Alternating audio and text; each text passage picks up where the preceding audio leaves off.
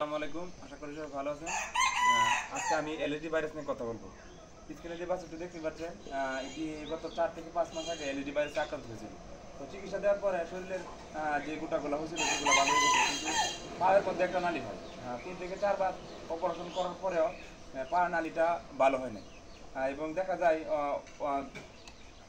অনেকদিন ধরে পায়ের নালীটা কাঁচা থাকার কারণে এর পায়ের এই যে ফাংশনটা আছে মোটা হয়ে গেছে, বড় হয়ে গেছে, সেই জন্য দেখা যায় পা বেঁকে গেছে। তো যারা গরু পালন করেন, অনেকজনের আমরা যখন বলি যে এলইডি ভ্যাকসিন করার জন্য পরামর্শ দিন, তখন তারা করেন না। আসলে না করলে কি হয়, যে দেখেন এই বছরের ভবিষ্যৎটা অনেক ভালো ছিল, কিন্তু এলর্জি ভাইরাস আক্রান্তের কারণে ভবিষ্যৎ সামনে কি আছে একমাত্র আল্লাহই জানে। তো যারা গরু পালন করেন অবশ্যই 4 মাস অন্তর অন্তর এলইডি ভাইরাসের ভ্যাকসিন দিবেন, এবং সেই সাথে অন্যান্যদের পরামর্শ দিবেন। এলইডি ভাইরাস একটি ভয়াবহ রোগ। এটি 100% গরু থেকে 20% গরুই দেখা যায় বিকলাঙ্গ হয়ে যায়। বেশিরভাগ গরুই 20% গরুই দেখা যায় কষার কাছে বিক্রি করতে হয়।